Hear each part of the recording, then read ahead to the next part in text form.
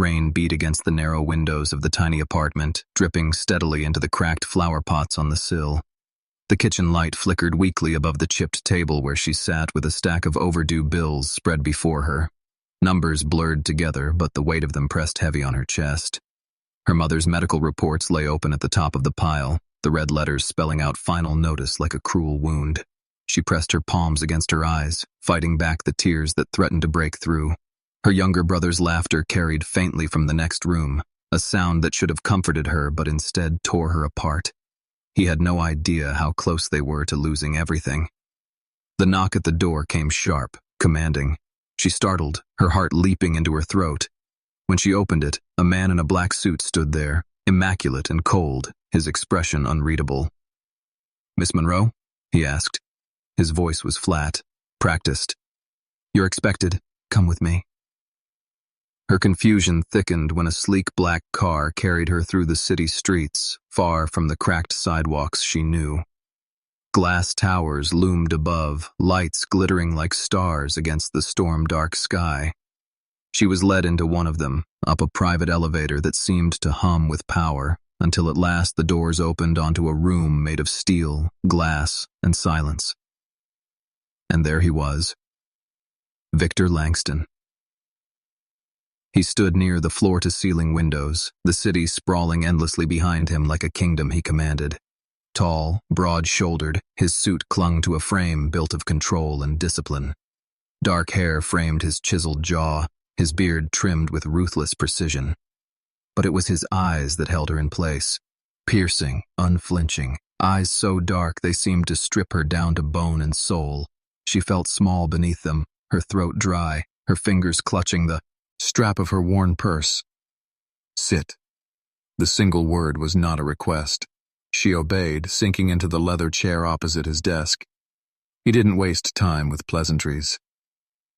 "Your family's situation is dire," he said, his voice as smooth as it was merciless. "Your father's business is collapsing. Your mother's hospital bills remain unpaid. You've been carrying the burden far too long. I can erase it all with a single signature." Her chest tightened. "Why?" she whispered. "Why would you do that for me?" Victor's gaze sharpened. He leaned forward, resting his elbows on the polished desk, his hands steepled like a man calculating every possible outcome. "Because I want something in return. Something only you can give me." His eyes raked over her face, pausing on the curve of her lips, the tremor in her hands. "I want you." The words sank into her like ice water. She swallowed hard, her voice barely audible. You want to own me?" His lips curved, not quite a smile. "Not own. Claim. Protect. Possess. However you choose to name it, the result is the same. You will become my wife." Her pulse roared in her ears. "Why me?" Victor rose from his chair, his height overwhelming, his presence suffocating. He crossed the distance between them until he stood only inches away. She could feel the heat radiating from his body, smell the faint scent of sandalwood and steel. "Because you're untouched," he murmured, his gaze unwavering. "A virgin. Pure. No man has ever had you. That makes you perfect." Her breath caught, her cheeks burning, shame and fury tangled with fear. "And if I say no?" The darkness in his eyes deepened, his jaw tightening. "Then your family will drown. Your mother will suffer, your father will fail, and your brother will pay the price. That is not an option." The room seemed to close in around her. Her chest rose and fell rapidly as tears blurred her visage. "On."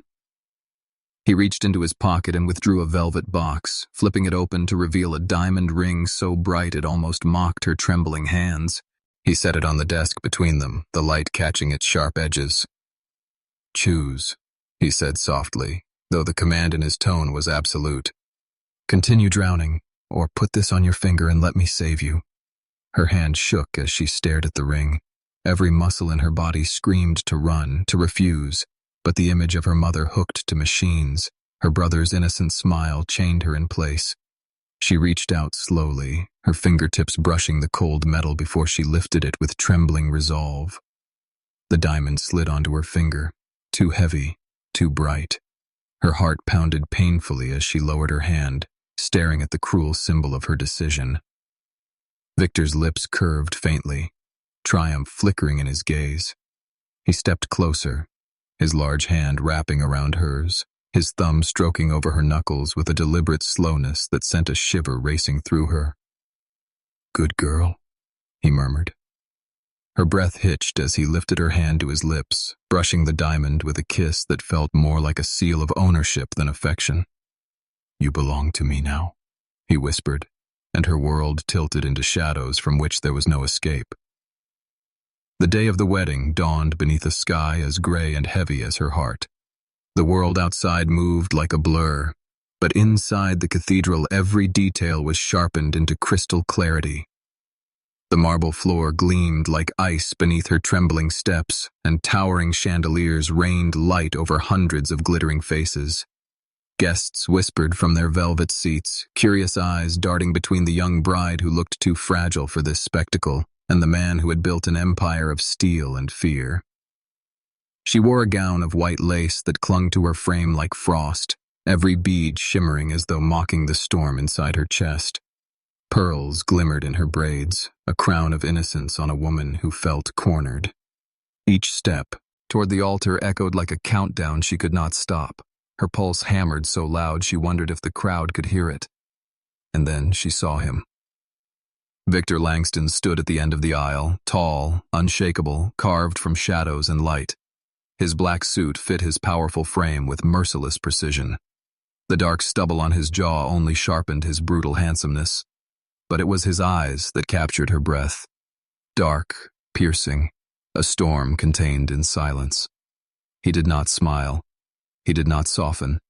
He simply watched her approach as though the entire cathedral was nothing but the cage in which he would finally claim her. Her father's absent chair in the front row twisted her heart. He had stayed away, too broken by failure to witness what his daughter was about to sacrifice.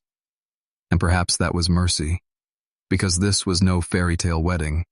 It was a bargain written in bloodless ink, a vow built not on love, but on desperation. When she reached the altar, Victor's hand closed around hers. His grip was warm yet firm, a reminder that he would never let her go now that she had agreed to his terms. The minister's voice floated like smoke through the vaulted ceiling, but she barely heard the words.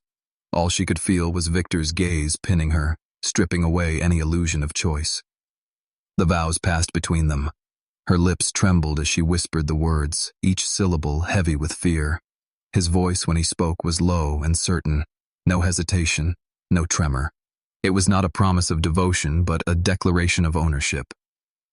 The moment the minister announced them husband and wife, Victor moved with a swiftness that made her flinch. His hand slid to the back of her neck, pulling her forward. His mouth crushed against hers in a kiss that was firm, unyielding, a command branded on her lips. Gasps rippled through the audience at the raw force of it, but Victor did not care. The kiss was not for them, it was for her, a silent message she could never misinterpret. Applause rose like hollow thunder, but she barely noticed. Her world had narrowed to the man who now owned her fate. As they turned to face the crowd, his hand remained locked on hers, his thumb stroking slowly as though daring anyone to challenge the bond he had just sealed. Through the reception, she sat beside him at the long banquet table while glasses clinked and shallow laughter filled the hall. She smiled when spoken to, though the edges of her mouth ached with the effort. Beneath the table, his hand rested on her thigh, possessive and immovable. Whenever her gaze flicked nervously toward him, he would lean in just enough for his breath to brush her ear and murmur a word that was half warning, half promise. Hours later, he rose without explanation. His chair scraped across the marble and his hand reached for hers again. The words he whispered froze her spine. "It is time to leave." His tone allowed no argument. The crowd parted as they passed through the gilded doors into the night. A sleek black limousine waited, its engine purring like a predator. He guided her inside, sliding in beside her. The silence was suffocating, broken only by the pounding of her heart as the city lights blurred past. She did not know what awaited her at the end of the ride, but she knew one truth already. She was bound to a man colder than the diamonds on her finger and stronger than the cage she tried to resist. And tonight, in ways that made her tremble, he would prove exactly what it meant to be Victor Langston's wife. The limousine stopped at the base of a glass tower that pierced the clouds. She followed him through the doors, her heels clicking against polished marble, every sound echoing in her chest like a warning. The private elevator rose with terrifying speed, the numbers climbing higher and higher until the doors slid open to reveal his world. Floor-to-ceiling windows wrapped round the penthouse, the city glittering below like 1,000 watchful eyes. Her breath caught at the vastness of it all, but she barely had time to take it in before his hand pressed against the small of her back, urging her forward. His touch was firm, commanding, not cruel, but dangerous in its certainty. The air inside the penthouse felt charged, a storm waiting to break. He led her into the bedroom, larger than her entire apartment, dominated by a bed draped in sheets of white silk. She froze at the threshold, her pulse racing so hard it made her dizzy. He turned then, slowly removing his jacket, his dark eyes never leaving her face. He looked like a predator who had finally trapped his prey, yet beneath the ruthless power there was something else. Something that made her heart tremble even more. An unspoken hunger. "You are trembling," he murmured, his voice low and smooth, a dangerous whisper against the silence. She swallowed hard, clutching the lace of her gown. "I am afraid," she admitted softly, her voice barely more than a breath. He stepped closer, towering over her, his shadow swallowing her whole. "You should be," he said, "but not of me, of what you make me feel." His hands moved to the veil covering her face, lifting it slowly, deliberately, his fingertips brushing against her cheek. The veil slipped away, and for the first time she felt the full weight of his gaze. His eyes swept across her features, lingering on the curve of her lips, the rise of her chest. "Beautiful," he whispered, the words sounding like both worship and possession. She tried to step back, but his hand caught her wrist, not harshly, but with unyielding strength. He pulled her closer until their bodies almost touched, the heat of him surrounding her. "Do you understand what is about to happen?" he asked, his voice rough, frayed by desire. Her throat tightened, her lips parting in silence. "Finally," she nodded, her breath shaking. His mouth captured hers before she could speak. The kiss was fierce, consuming, pulling the air from her lungs. She pressed her hands against his chest, intending to push him away, but the solid strength beneath her palms made her tremble. His lips moved with ruthless determination, claiming every part of her.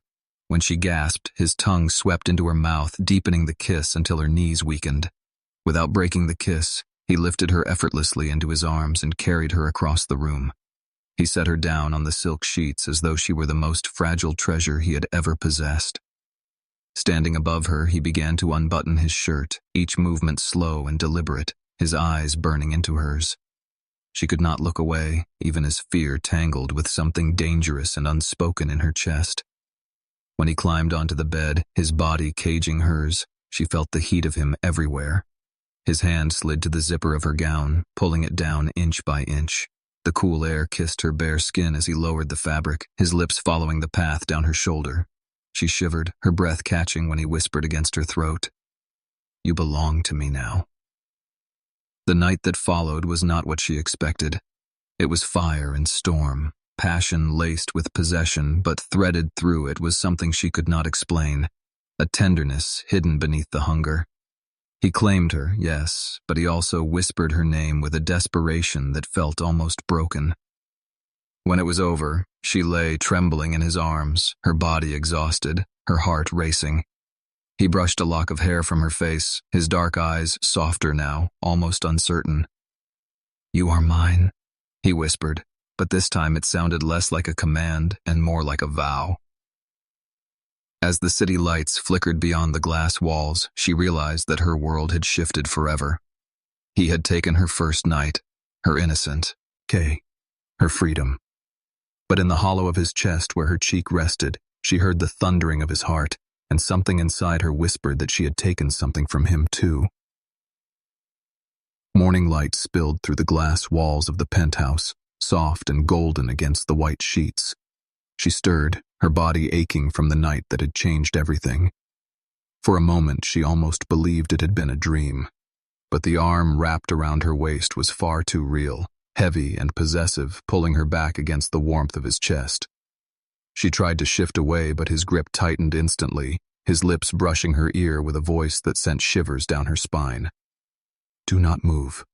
Stay." Her heart stumbled. He was awake, watching her. She turned slowly, meeting the eyes that had stripped her bare the night before. His gaze was darker now, filled with a hunger that no longer looked like simple desire, but something deeper, more dangerous.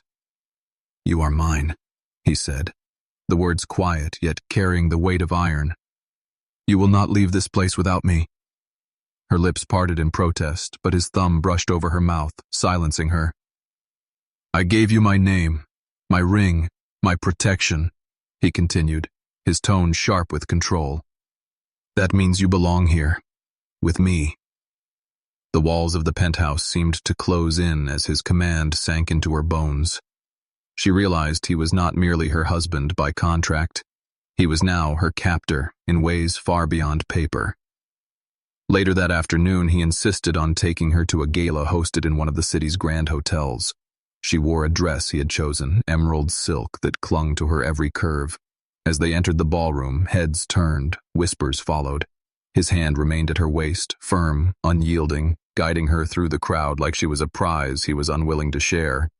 She tried to smile politely when a stranger greeted them, but when the man's eyes lingered too long on her face, Victor's expression darkened.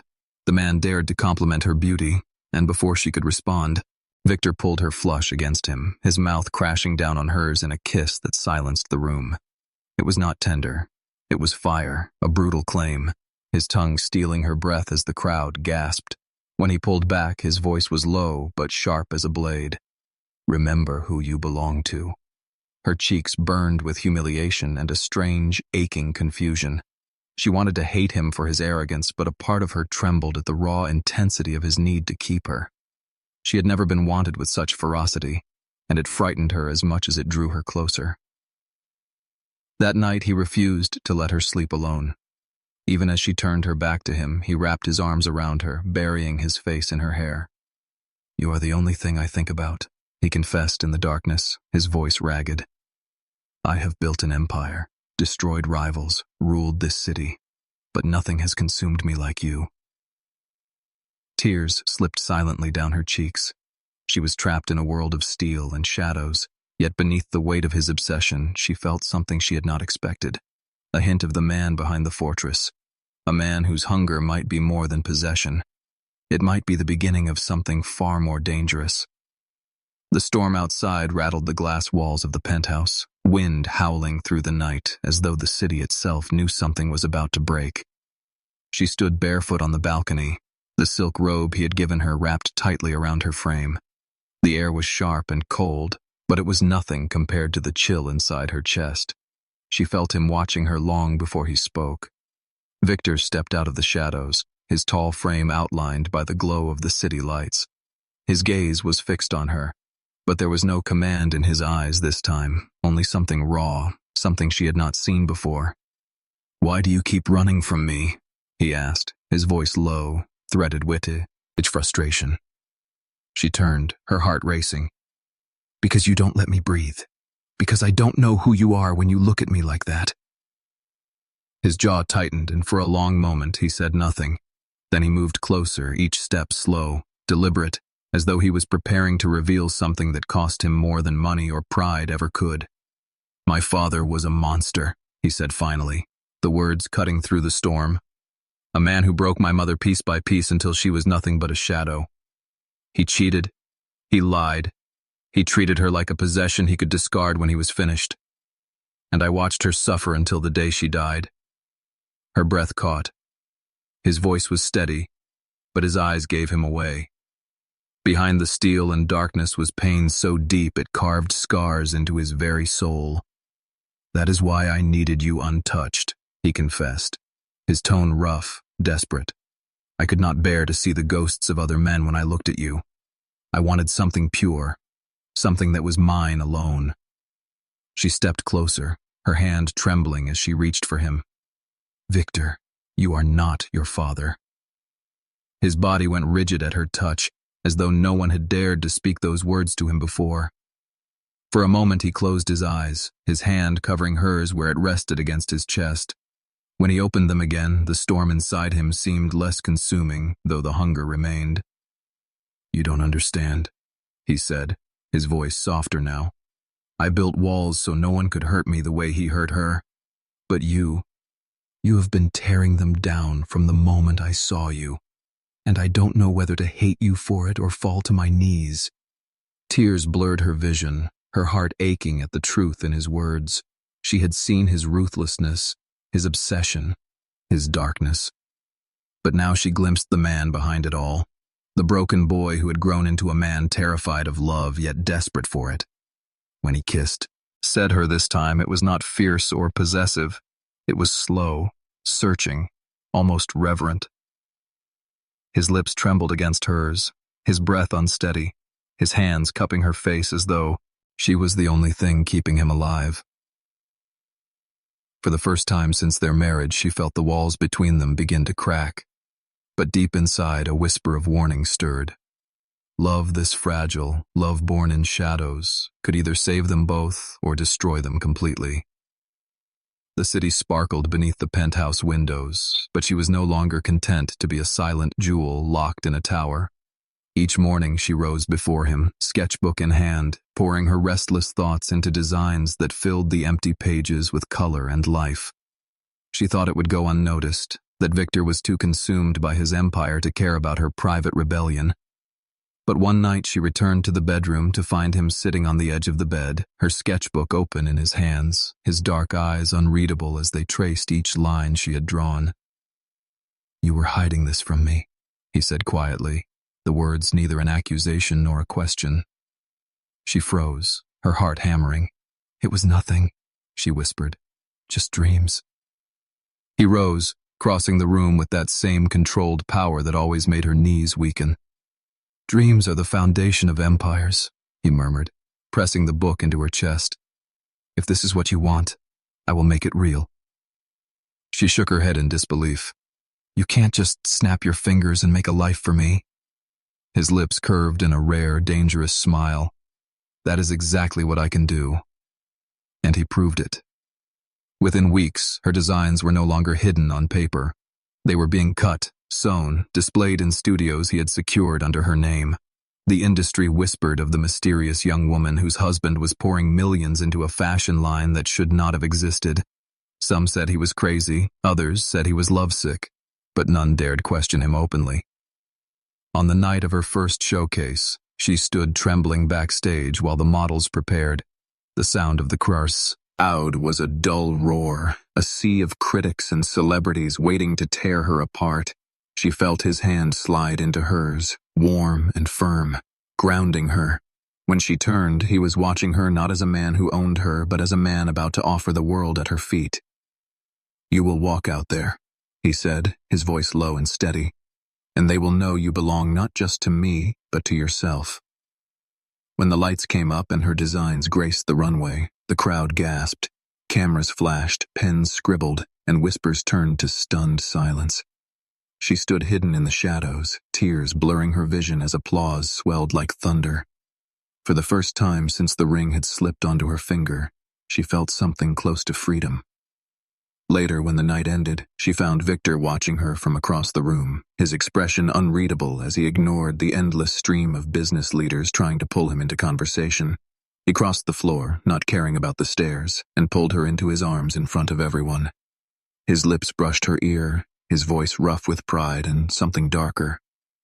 You shine brighter than I imagined, but do not forget, you shine for me. The words should have frightened her, yet her heart twisted with something far more dangerous. Because in that moment she understood what she had become, not just his wife, not just his possession, but the one thing that could unravel the fortress he had built around his soul, The gala hall shimmered with gold and crystal, chandeliers dripping light across marble floors polished to a mirror.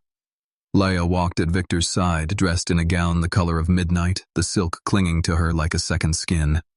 Applause followed them as they entered, the crowd parting the way one parts for royalty.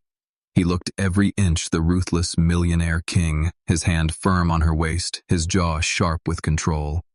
But beneath the polished exterior there was a storm brewing in his dark eyes, and she felt it in the tense grip that refused to let her stray more than a step away.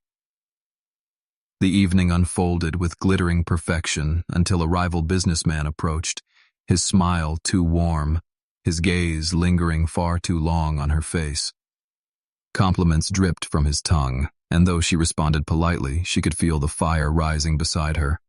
Victor's fingers dug into her waist, his body tightening like a predator about to strike. When the man leaned close enough to touch her arm, the air around Victor snapped. In one swift movement, he pulled her against him, his mouth crushing down on hers with a force that silenced the hall.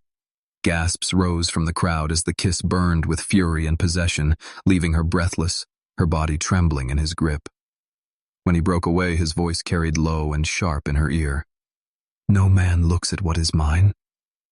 The rest of the gala blurred.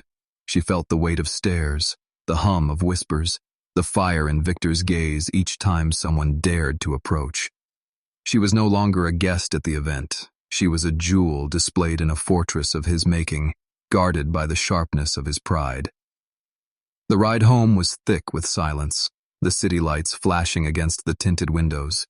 She kept her eyes on the passing streets, but she could feel him watching her, every second heavy with unspoken fury. At last he reached across the seat, Dean, ragging her against him, his hand cupping her jaw. "Do you want me to destroy him?" he demanded, his voice ragged. "One word and I will." Her heart raced, fear and longing colliding in her chest. "You cannot fight the world every time someone looks at me," she whispered. His thumb brushed her lip, his eyes blazing. "Then tell me how to stop, because every time I see them wanting you, it feels like fire in my veins." When they reached the penthouse, he did not let her go. He pinned her against the elevator wall, his body caging hers, his breath hot against her throat. "You make me lose control," he said, his voice shaking with intensity. "I built an empire by never yielding, never bending. But one smile from you, and I would burn it all to the ground." Her hands trembled against his chest. The man who had forced her into marriage now trembled before her, torn between power and vulnerability. She could taste the danger in his obsession, but beneath it was something far more terrifying. The possibility that he was falling, not into rage, but into love. The night after the gala was restless. Rain hammered against the glass walls of the penthouse, lightning flashing across the sky as if the heavens mirrored the storm inside. She sat curled on the edge of the bed, her head heavy, her chest tight, her body trembling with a weakness she could not explain. Victor paced the room, his phone in hand, issuing sharp commands to his staff about the rival who had dared touch her arm. His voice was steel, but when he turned and saw her pale face, the phone slipped from his grip. Her body gave way before she could speak. The world tilted, the carpet rushing up to meet her. His shout was raw, ripped from his throat like an animal's roar. He caught her before she hit the ground, cradling her in his arms, his eyes wide with terror. "Stay with me," he begged, shaking her gently. "Do not close your eyes. You cannot leave me." The drive to the hospital blurred into chaos. Sirens screamed, tires tore through rain-slick streets, but all she felt was his arms holding her too tightly, his lips pressed to her hair as he whispered desperate promises. "If you die, I die with you. Do you hear me? I cannot breathe without you." Doctors rushed her onto a stretcher, but Victor refused to let go. It took 3 men to pull him back, his voice hoarse with rage as he fought them. "I am her husband.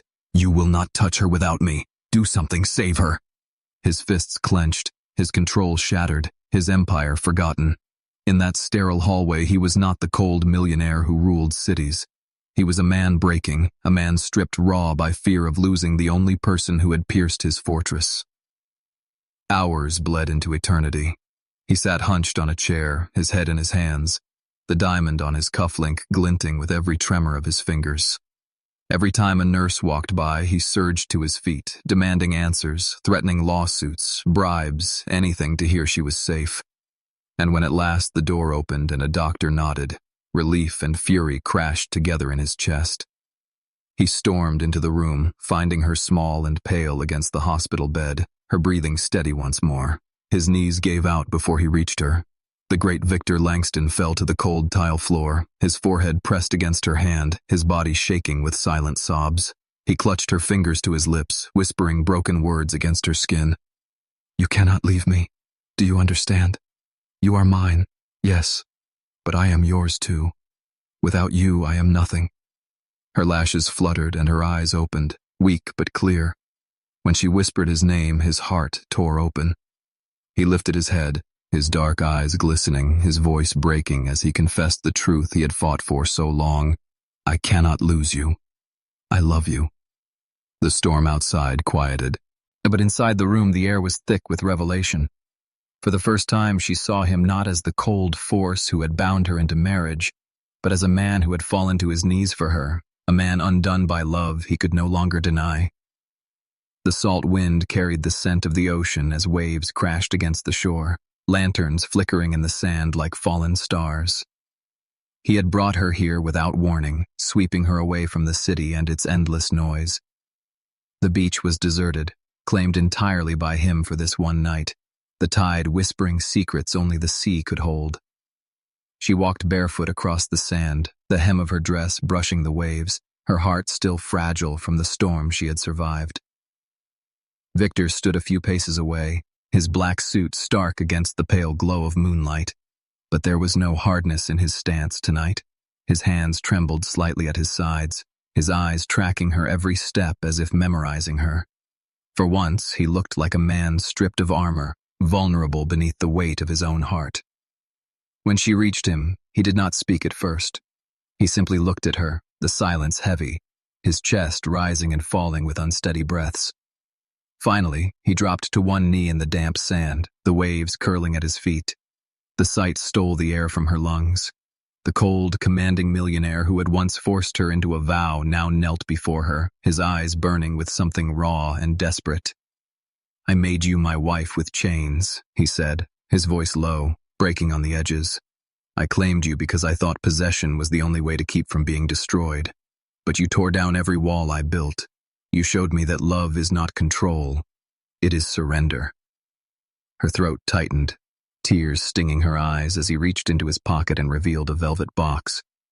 Inside glowed a new ring, nothing like the diamond that had once felt it like a shackle. This one was simple, elegant, chosen with care rather than power. He held it up with a hand that shook for the first time in his life. "Marry me again," he whispered. "Not because you must, not because of debts or names or chains, but because you want to. Marry me as the man who loves you, not the monster who caged you." The wind caught her hair, the lantern light shimmering across her tear-streaked face. She had once believed she was nothing more than a pawn in his empire, a woman sacrificed to survival. But now, looking down at him kneeling in the sand, she saw something terrifying and beautiful, a man begging not for obedience but for her heart. She dropped to her knees before him, her hands cupping his face. "Yes," she breathed, her voice breaking. "Yes, I will." The words shattered the last remnants of fear between them. He slid the ring onto her finger with reverence, his lips trembling against her knuckles. When he kissed her, it was not fierce possession but aching tenderness, a vow spoken without words. The waves roared around them, the lanterns flickered higher, and for the first time since their fateful bargain, she felt free. He gathered her into his arms and carried her toward the canopy he had built on the sand. Silk drapes fluttered in the wind, lanterns casting golden shadows across the bed of cushions within. There, beneath the breath of the ocean and the fire of the stars, he worshipped her not as a possession but as his salvation. Yet even as passion softened into devotion, a whisper of suspense lingered in her chest. Because love this powerful was fragile, and the world that had once bowed to Victor Langston would not let him surrender without a fight. Morning sunlight spilled through the curtains of the beach house, soft and golden, wrapping the room in a peace she had not felt in months. The crash of waves was steady, like a heartbeat against the shore. She stood near the balcony doors, her hand trembling against her stomach as though protecting a fragile secret. When Victor entered the room, his tie undone, his eyes still heavy with sleep, he stopped at once. Something in her face, in the way she cradled herself, told him everything before she spoke a word. "I am pregnant," she whispered. The words hung in the air like a spark, trembling, terrifying, beautiful. For a heartbeat, his mask cracked wide open. The ruthless steel in his expression vanished, replaced by raw shock that slowly bled into something she had never seen in him before. His knees weakened, his hand bracing on the edge of the bed as if the weight of her words had struck him down. Then, with a sound that was half a laugh and half a sob, he crossed the room in 2 long strides. He dropped to his knees before her, his forehead pressing against her stomach, his arms locking around her waist. His shoulders shook as he breathed against her, his voice breaking apart. "You have given me the only thing I never believed I deserved." Her tears fell into his hair as she threaded her fingers through it, holding him close. For all the power he wielded, for all the walls he had built, he was nothing more than a man undone by love and a child not yet born. He kissed her stomach reverently, whispering promises, swearing that their baby would never know the pain and emptiness he had endured as a boy. But his vow did not stop there. That afternoon he summoned his board to the glass tower that had been his fortress. The men and women who had feared him for years sat stiff and silent as he entered, Leia's hand in his. His presence was no less commanding, but there was a fire in his eyes they had never seen, a fire born of something greater than ambition. "I built this empire with blood and iron," Victor said, his voice carrying through the chamber. "I have crushed rivals, commanded cities, and taken everything I thought I needed to survive, but all of it means nothing now." The board shifted uneasily. "Peace out," he did not falter. "I will no longer rule by fear. I am stepping down." Gasps broke through the room, but he raised a hand and silenced them with one glance. "My legacy will not be glass towers and ruthless deals. My legacy will be her." He turned, his eyes burning into Leia's, "and the child she carries." The news shattered across the city like a storm. Headlines screamed of the cold millionaire who had abandoned his empire for love. Rivals sneered, some celebrated, but none could deny the shock of seeing Victor Langston choose devotion over domination. That night, back in the beach house, he lifted her into his arms once more, carrying her out to the sand where lanterns glowed like constellations.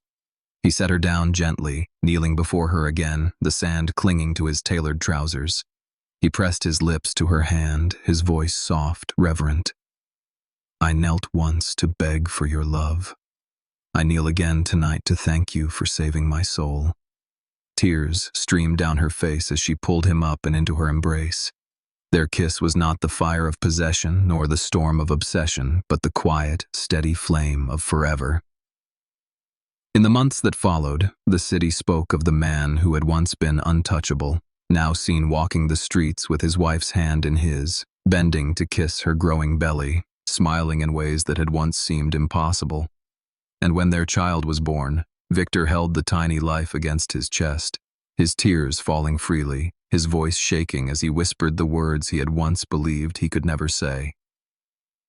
"You are my heart," he told Leia, his hand holding hers tightly. "You are my world, and now we are a family." The cold millionaire who had once ruled through fear knelt not before power, not before money, but before love. And in that surrender he found the only empire that truly mattered, the one he built in her heart and in the eyes of the child they had created together.